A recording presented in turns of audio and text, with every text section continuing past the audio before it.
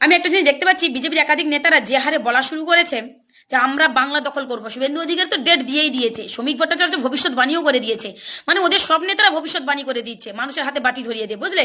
মানুষের হাতে বাটি ধরিয়ে, মানুষকে পথে বসিয়ে, মানুষের মুখের ভাত কেড়ে নিয়ে, আবার এটাও গ্যারেন্টি দিয়ে বলা যায় যে আমরা ক্ষমতায় আসবো। তাহলে এখানে একটা প্রশ্ন, পশ্চিমবঙ্গে যে 9 কোটি মানুষ যে ভোট দেবে, তারা ভোট দেবে নাকি 9.5 কোটি ভূত ভোট দেবে এসে?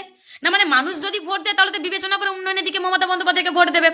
আর যে হারে বিজেপিরা বলা শুরু করেছে যে আমরাই ক্ষমতায় আসছি, তাহলে আমার তো সন্দেহ, তাহলে পশ্চিমবঙ্গে 8.5 কোটি তো এরকম মানুষই নয়। তাহলে তো বুথে গিয়ে, প্রত্যেকটা বুথে গিয়ে 8.5 কোটি 9 কোটি মানুষ তো এরা ভূত তাহলে, নাকি জাদু কাঠির দ্বারা চলবে?